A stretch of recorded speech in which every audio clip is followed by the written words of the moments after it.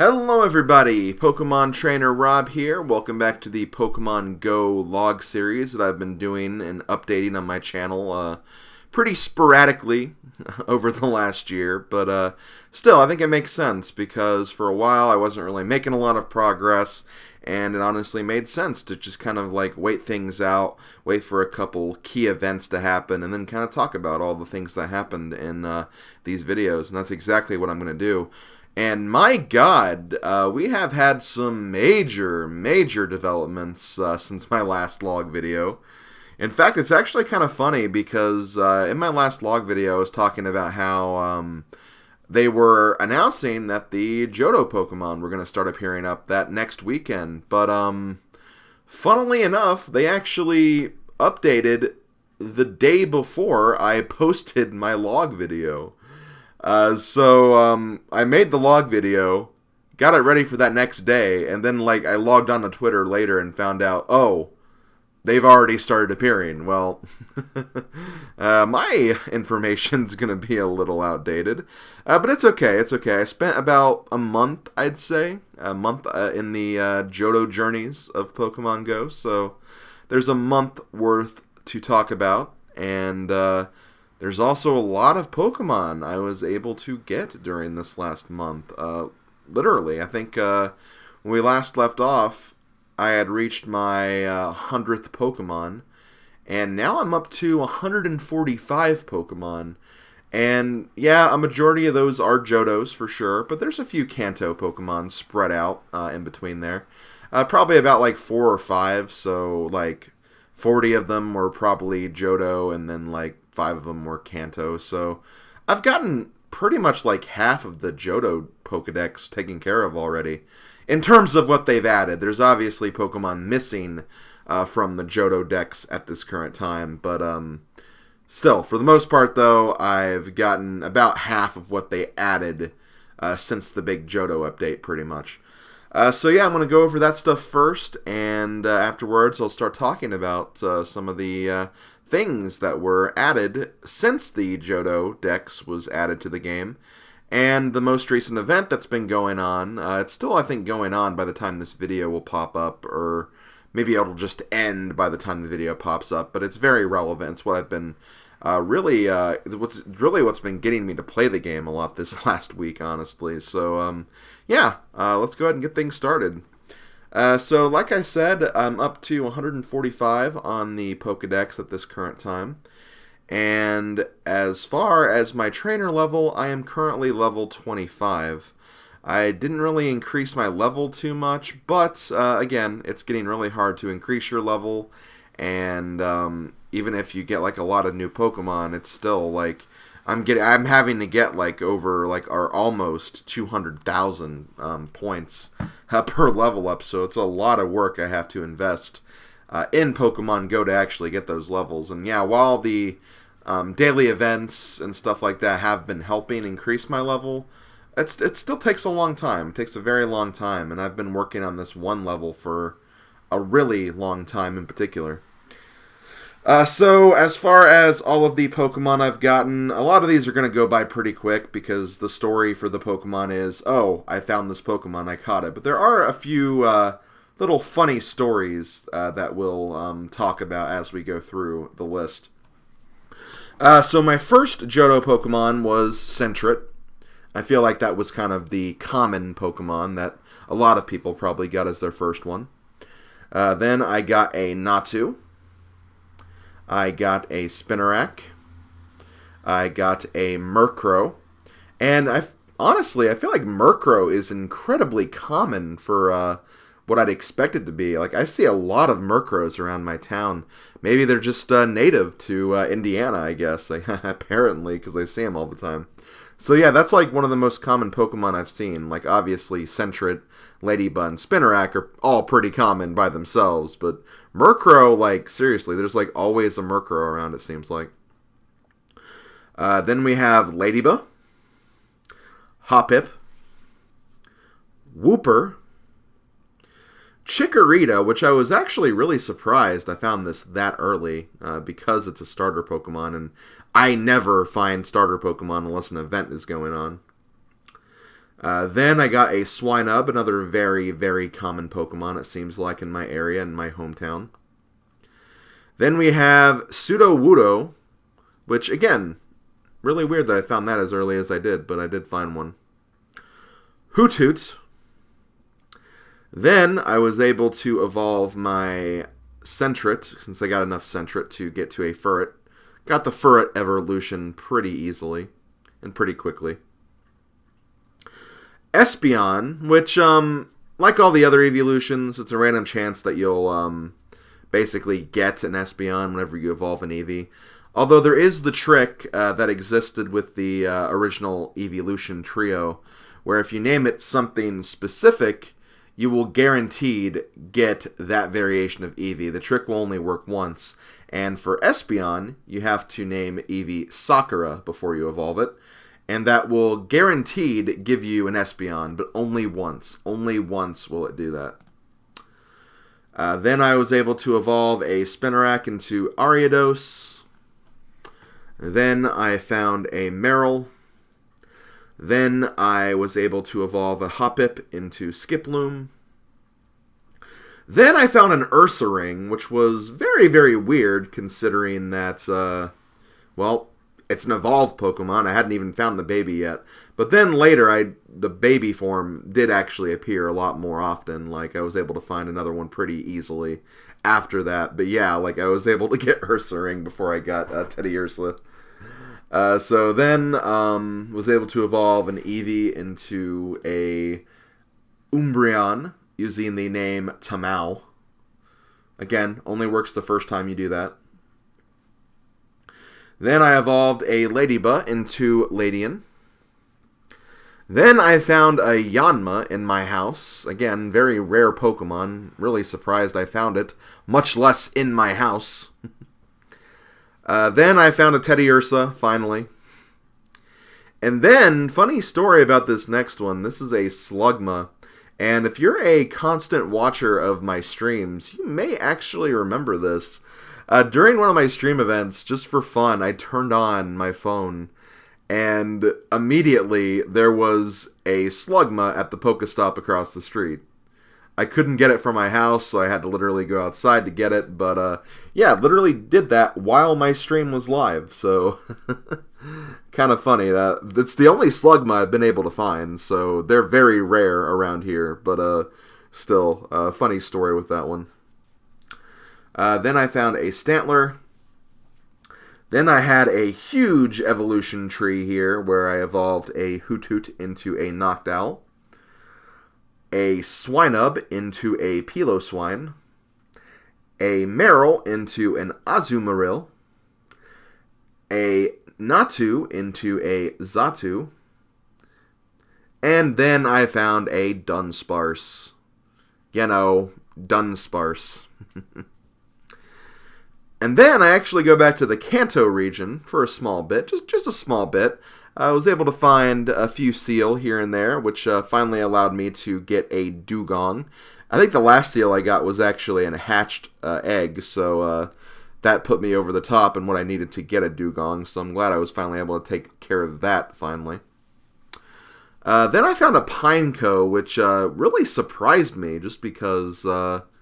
Pineco, yeah, like, that's one I always forget about that existed in Gen 2 for some reason. But yes, I was able to find one, and I'm currently trying to work on it to get a Fortress, but it's definitely going to take a while since they are pretty rare around here. Then I evolved a Zubat into a Crobat. And it's actually kind of cool. When Gen 2 came out, I had a lot of Zubat candy already. Like, I was trying to train a good Zubat to get ready for Crobat whenever it would appear. And sure enough, by the time Gen 2 came around, I had, like, in the 90s worth of Zubat. So I'm like, oh, okay, I just have to get, like, a few more, and then I can get Crobat. And sure enough, yeah, Crobat was a pretty early find for me for Gen 2. Then I evolved the Skiploom into a Jumpluff to finally take care of the Hoppip family. Then I found a Mischievous at a gas station. Shoutouts to my good friend Pokemon Cheese. Then I found a Chinchou, which I believe this was when the most recent Water Festival event started. And I'll be talking about that a little bit later in this video. But yeah, this is the start of probably what will be a lot of water Pokemon you'll see in the next couple of entries. Well, this is not a water Pokemon, but I did hatch one of my 10-kilometer eggs, and it actually turned out to be an Elekid, which really surprised me, because I thought you'd get those from 5K eggs and not 10K eggs. But since maybe you probably get like all those babies, the Elekid, Magby, and Smoochum babies, you probably get them from 10K eggs because you get their evolved forms from 10K eggs, so that's probably why. But again, that did surprise me that I got Elekid from that. I was honestly expecting something else.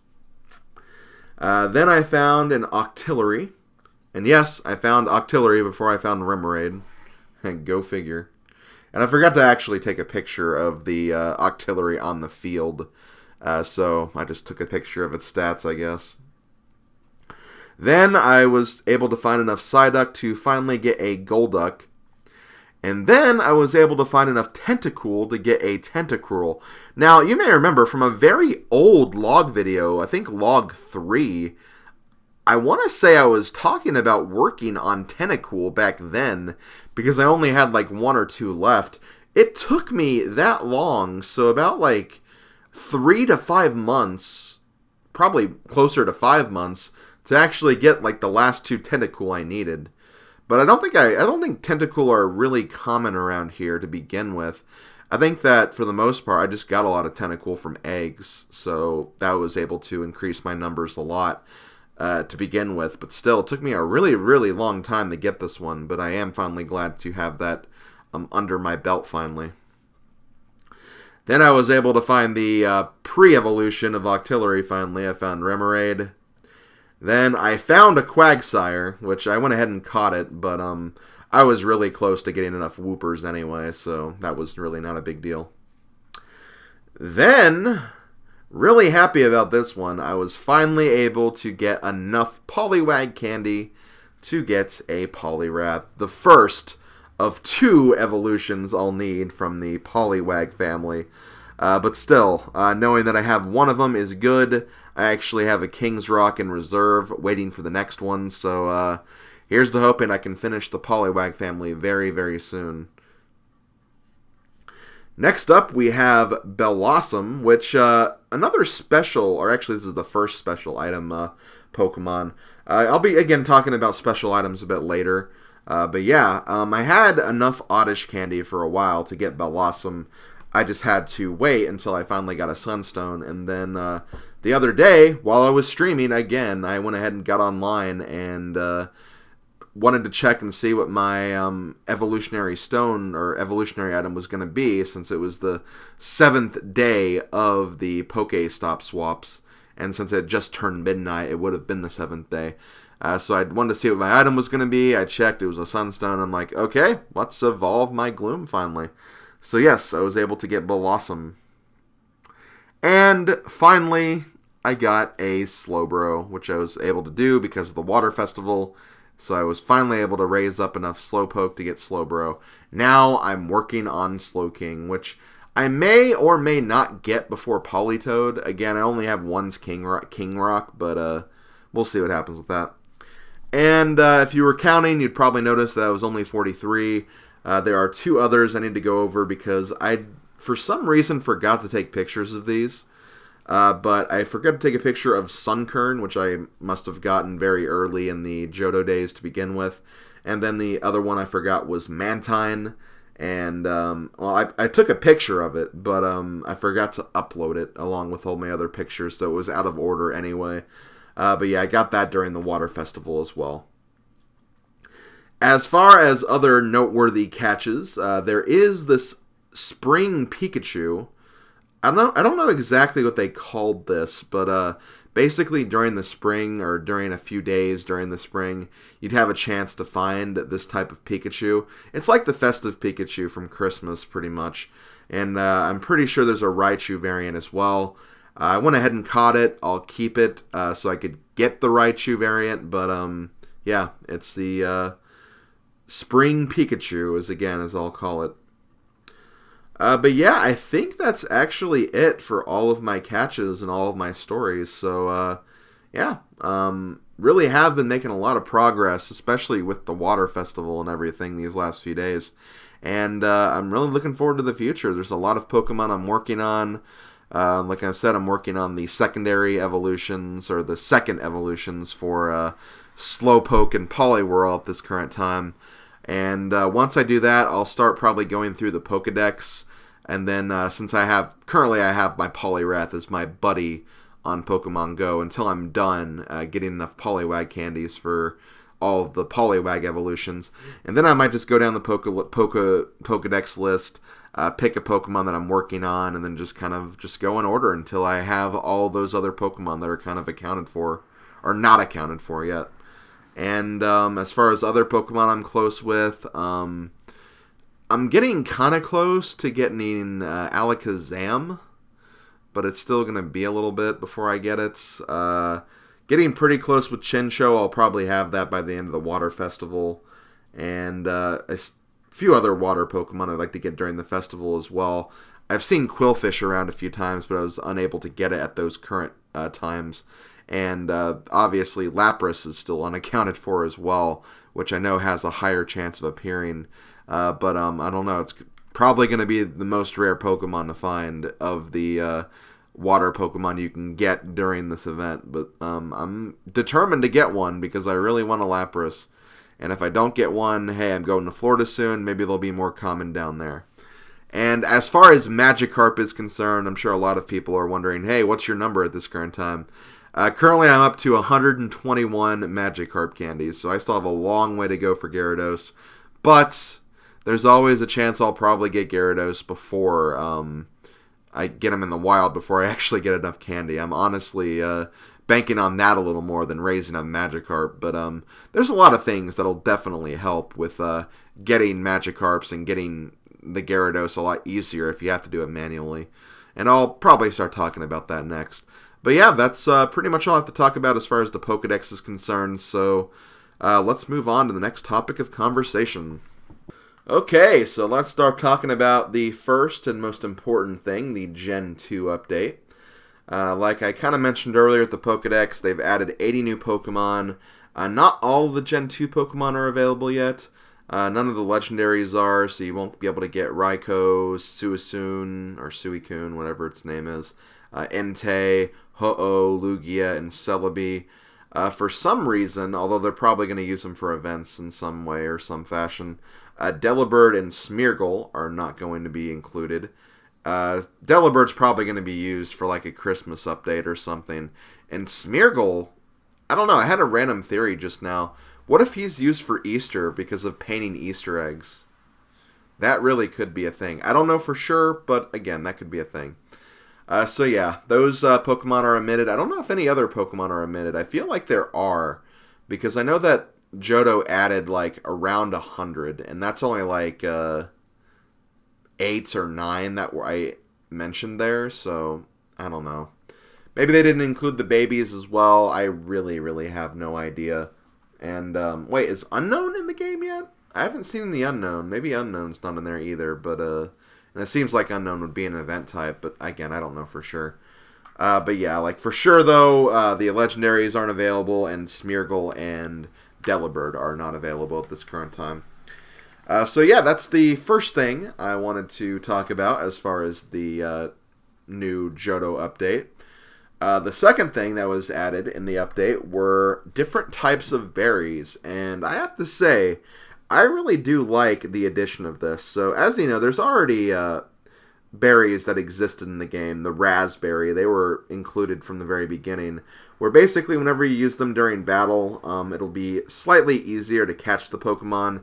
It's basically like, you know how there's like colored rings around the Pokeball? If you use a berry, like say you have like an orange ring, giving it a raspberry could turn that into a yellow ring. It's kind of like the different levels of Pokeballs as well. So if you use like a Pokeball, you have a red ring. You use a Great Ball, you get like an orange ring.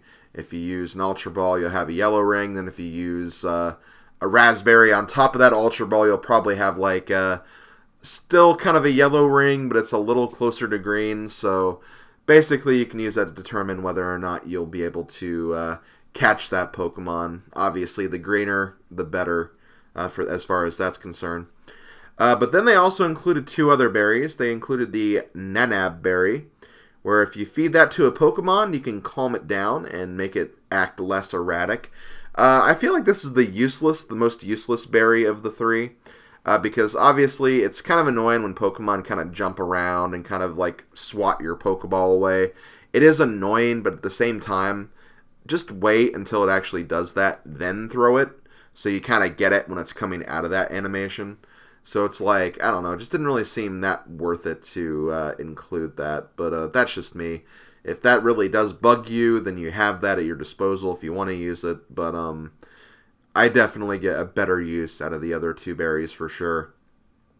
And last but not least, my favorite of all the berries, we have the Pinap berry, which if you feed that to a Pokemon and you catch the Pokemon, you will get double the amount of candy for it. So if you use it on, let's just say, a Poliwag, you normally would get 3 candy.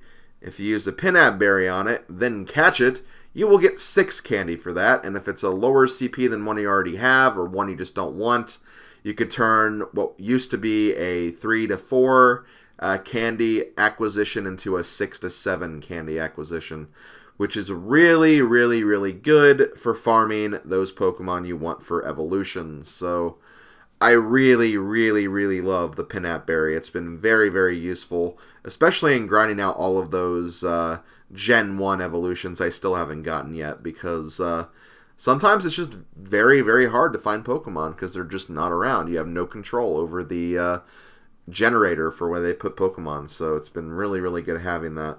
The one downside to the Pinap berry is obviously if you use it and you throw a Pokeball and it busts loose, you will have to give it another one to get the candy boost. I discovered that very, very recently, and it was kind of a pain because it's like, wait, I thought I used that. Did my game glitch? But no, it only works like on that first throw. Once you've catched the Pokemon goes in the Pokeball, that Pinap berry is lost. So you better pray that you get it in that. So kind of a good rule of thumb is if there's a Pokemon that's like really, really, really hard to catch, like you're getting a red ring even with an Ultra Ball, it might actually be better to just give it a raspberry to try and make it easier to catch, as opposed to wasting a bunch of Pinap berries, not catching it, and then having it just run away from you. So just some friendly words of advice, take it or leave it. But yeah, like I really liked how they expanded on the berry system, and it's been really nice having those. Again, I wish the Banab berries were a little better, but what can you do? Maybe they'll add more berries in the future, which I kind of hope they do, honestly. So yeah, that was the first thing they added. Well, I guess that's the only other thing they added when you just take a look into consideration of all the Pokedex in general. They didn't really add anything else. The only other thing I wanted to talk about, though, what I want to talk about, separate evolutions or evolutionary items, stuff of that nature. So as you know, there are some Pokemon that require a specific item to evolve. As far as the evolutionary stones are concerned, they didn't really worry about that in Pokemon Go at first.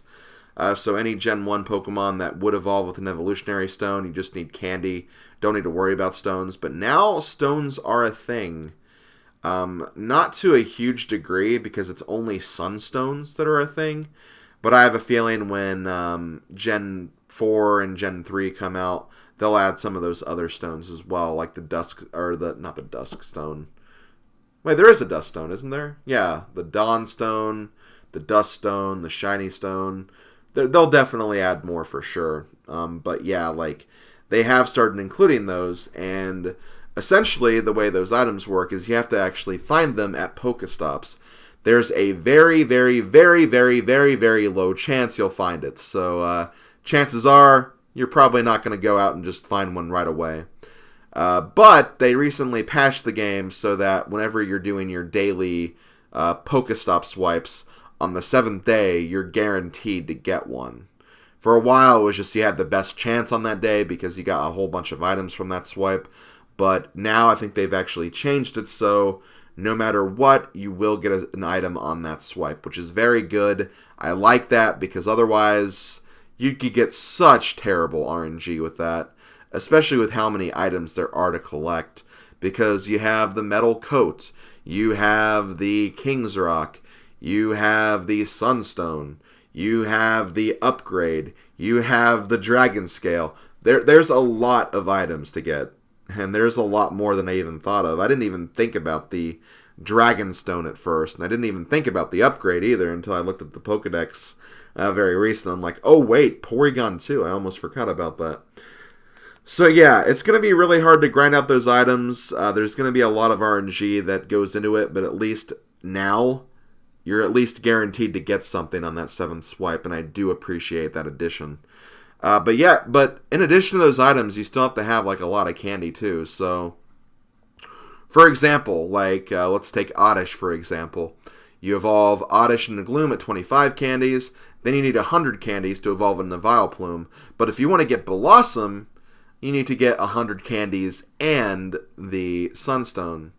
And essentially, if you look under Oddish's profile, you'll see it has 2 evolution options, the normal evolution option or the advanced evolution option. That's how that works, and that's kind of what I thought they would do, something like that. The thing that kind of sucks though is I feel like it's kind of annoying to include like a candy requirement as well. I mean, if you have to include a candy requirement, I feel like it should be maybe a little less because you have to get something else in addition to it. But I don't know. I found that really annoying, especially for Kingdra, because in order to get Seadra, you need 50 candy to get from Horsea to Seadra. But then you need 100 candy to get from Seadra to Kingdra, in addition to the Dragon Scale.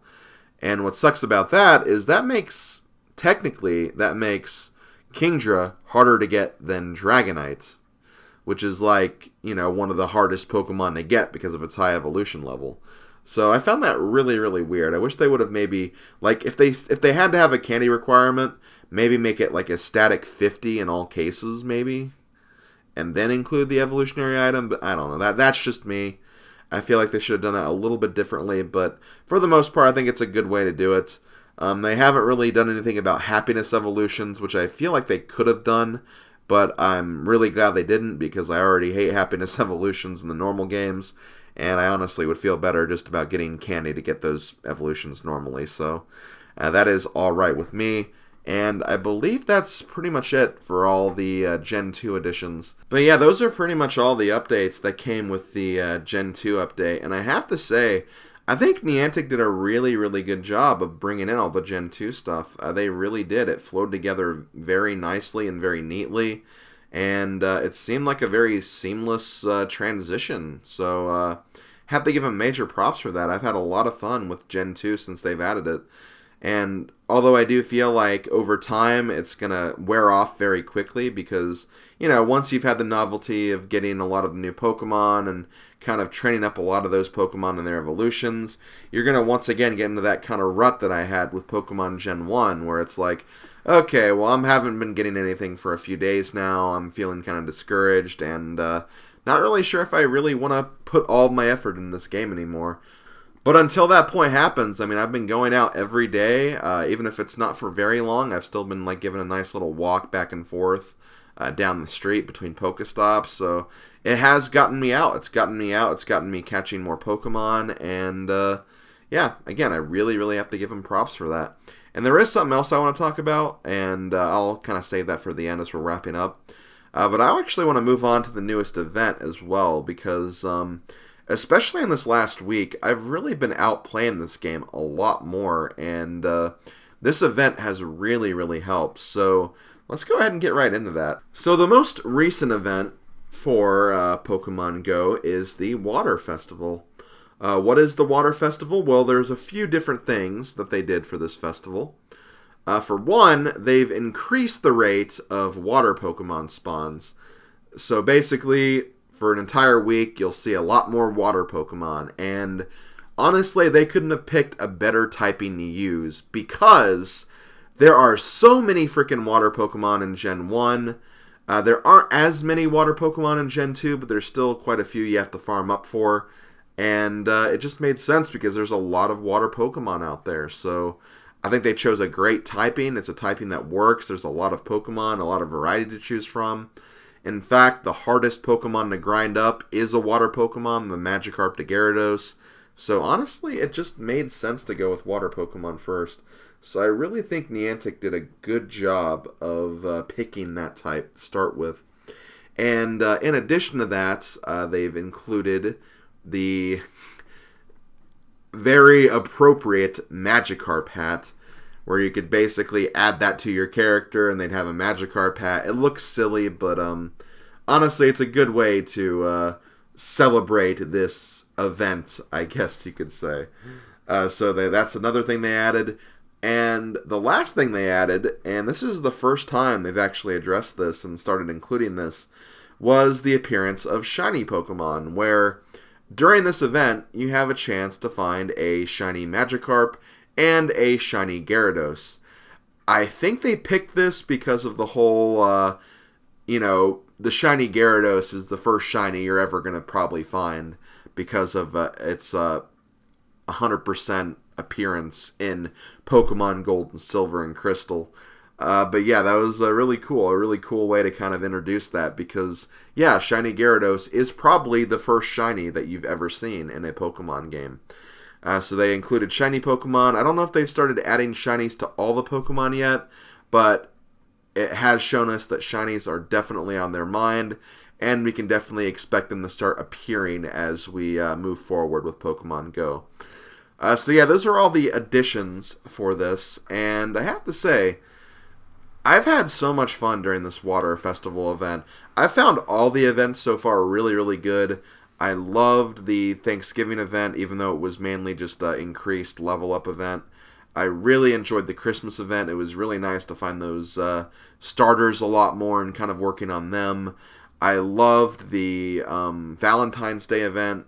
It helped me get a few Pokemon up to evolution levels, so it was very helpful.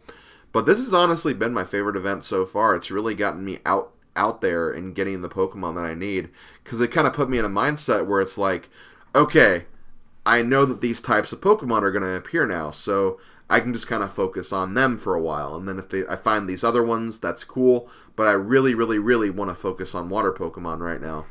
And what's really neat is with how the radar works, I could literally go to a point in between two Pokestops and wait for some to appear, go to that Pokestop, get some exercise from my eggs, and, get whatever Pokemon appears there.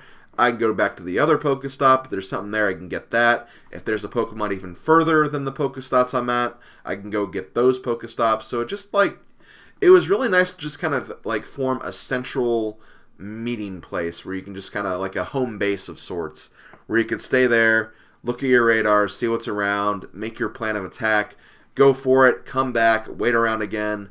I honestly spent 2 hours one day just doing that, and it worked very, very well. And it was able to get me a lot of Pokemon I've really, really been working on for a while. The last Tentacool that I needed for Tentacruel, it finally came during the water event. I finally was able to get my Poliwrath after grinding with Poliwags for so long, because I've had Poliwhirl as my buddy Pokemon for several months now, so it was finally cool to see some progress on that being made. Slowpoke was another one that I've been working on for a while, and it's been just really, really nice kind of working on one specific type. And it makes me kind of wish that, maybe Niantic should do this every month, where maybe they have a festival every month. Maybe next month they could work on fire Pokemon, because honestly I haven't caught a lot of fire Pokemon. Haven't caught a lot of electric Pokemon either, so it'd be nice to see that. So it'd just be nice to kind of have these events every now and then, just because it really does want me to work on my Pokedex and get out there and get more Pokemon for it too. So gotta really, really give props for the Water Festival. It's been a blast. Even, Magikarp. Yeah, Magikarp. I didn't really have a lot of Magikarp either, but I've gotten so many during this event. I've gotten easily 100 candies worth of Magikarp just from this event because of how many there have been around, and using all the Pinap berries as well to further increase my grinding aptitude. So yeah, definitely Niantic should keep doing this, and I look forward to see what they're going to do in the future, because if they have more events like this, I'm probably going to keep on playing this game for a very, very long time, and that's good. Especially considering that, Gen 2 just came out. Obviously, people are going to start asking, okay, when's Gen 3 going to be out? Are we going to wait the same amount of time for it? Will it be out earlier now that we know how quickly they could do it? And yeah, I'm just really curious to see the future of this and how this will affect the game moving forward. I've had a lot of fun playing with it, and I've had a lot of fun playing this last week with it. It honestly makes me wish that more of my friends actually played the game so I could actually talk about it with them. But a lot of my friends who did play Pokemon Go, they stopped very, very early. They stopped when the radar pretty much went away the first time, and they haven't really gotten the drive to get back on. And even if I talk up the game, obviously that's not necessarily going to get them back on board again. So, it's definitely a shame that I don't have as many friends on the game anymore, and it's a shame that Niantic did lose a lot of people during those early weeks into the game's development, and kind of hard to say if they'll actually get them back now because of how much time has passed. But still, I think that they've done a great job moving forward, and I really, really have to give them props for a lot of different things. In fact, one of the things I mentioned in the last log video was how one of the things I wanted to see implemented was that whenever you caught an evolution of a Pokemon, you'd get more candy. And sure enough, they have implemented that. If you catch an evolved form or a second form, you'll get 5 candies instead of the normal 3 that you would get. So, they are listening. They are taking our suggestions and they're using them. Probably not my suggestions in particular. I'm sure that they've been having that mentioned to them around the clock, nonetheless. But still, the fact that they are making these little optimizations shows that they are listening and they are willing to, make things a little more bearable and more tolerable for the Pokemon trainers as well. And as far as anything else, any other critiques I have, the only negative critique I have, it's the same thing I've been saying for pretty much every log video for a while now. I do not think the radar is optimized. It definitely favors people who live in urban areas as opposed to rural areas, because the Pokestop radar, it's super accurate. You can pretty much find any Pokemon that's there if you go there, and it just works perfectly. But the other radar doesn't work at all. It's not really functioning. It just says, oh, there's this Pokemon nearby, you may have a chance to find it, and that's really about it. There's no tracking actually being done. It's just kind of a random crapshoot. And I do not like that. I think that they should fix that. They should really, really look into that. Maybe if they had a system where, for urban area players, they have the urban radar, and then maybe for rural players, they have kind of a more advanced tracking system, something like that. I think that would really, really help a lot. But as it's in its current state, I can't really recommend this game for rural players unless they go to the city or to bigger areas on a regular basis, because otherwise you're probably going to have a very difficult time enjoying this game.